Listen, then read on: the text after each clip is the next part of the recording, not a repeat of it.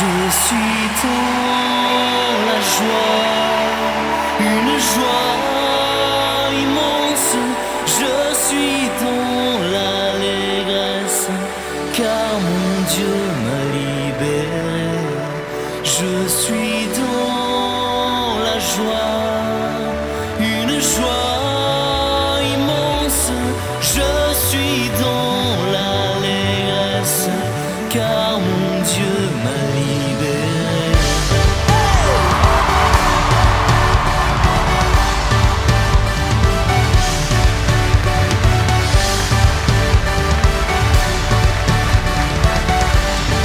Je chanterai de tout cœur les merveilles de Jésus mon Seigneur.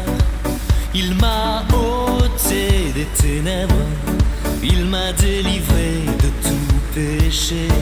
Je chanterai de tout cœur les merveilles de Jésus mon Seigneur. Il m'a ôté des ténèbres, il m'a délivré de tout péché.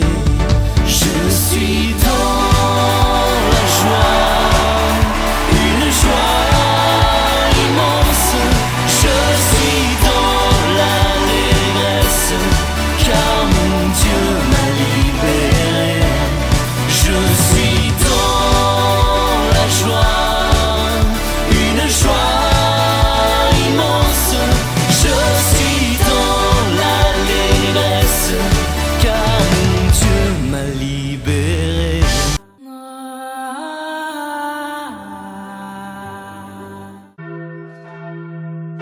L'histoire et le mystère du mont Saint-Odile.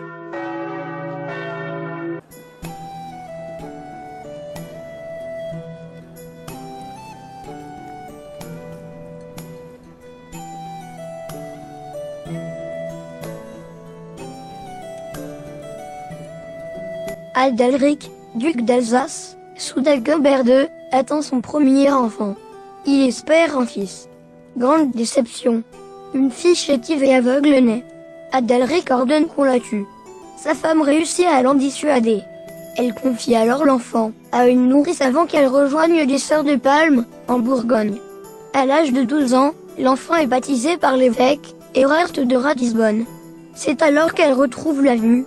On lui donne le nom de Odile, qui veut dire « fille de lumière ». Quelque temps après, Odile veut rentrer auprès de ses parents.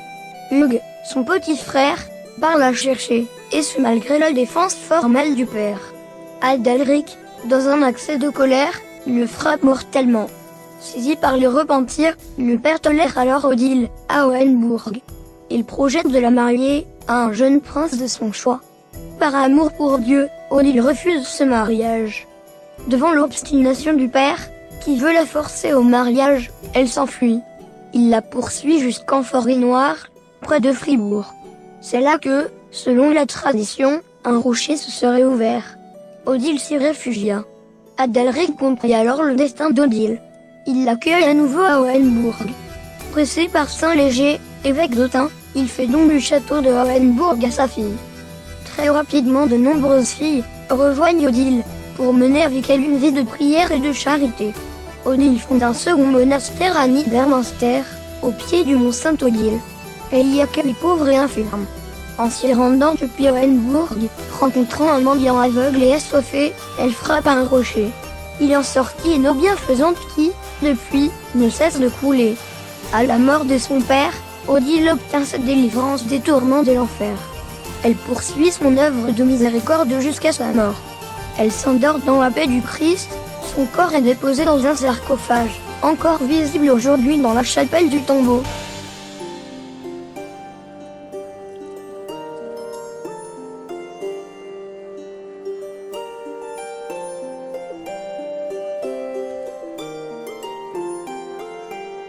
Se dressant, à 753 mètres, le mont Saint-Odile est cher au cœur de tous les Alsaciens. Avec la cathédrale de Strasbourg, le mont Saint-Odile est le lieu emblématique de l'Église catholique d'Alsace. Dans un cadre monastique, vous pourrez méditer, prier, venir en pèlerin. Au mont Saint-Odile, vous jouirez d'un panorama extraordinaire. Vous y découvrirez un environnement naturel et archéologique exceptionnel. Depuis le 5 juillet 1931, semaine après semaine, des groupes d'hommes et de femmes venant d'Alsace se relaient pour assurer, de jour comme de nuit, l'adoration devant le très saint sacrement de l'Eucharistie. Un groupe d'adorateurs comprend en général 20 à 30 personnes. Votre passage vous donnera l'occasion de découvrir les traditions spirituelles catholiques et sa vitalité actuelle, d'approfondir votre recherche personnelle, de rencontrer des personnes et des groupes avec qui vous pourrez échanger, partager, prier, célébrer. Chacun de vous est attendu et accueilli en ce lieu, conformément à la tradition d'accueil qu'Odile et ses sœurs pratiquaient.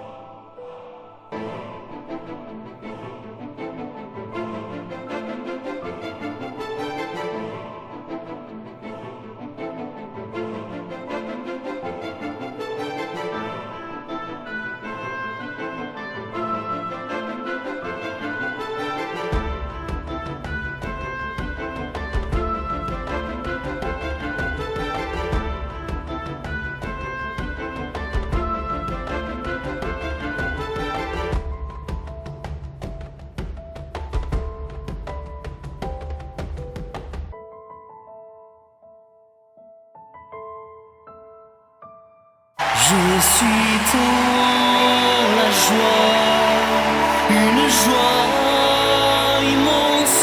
Je suis dans l'allégresse, car mon Dieu m'a libéré.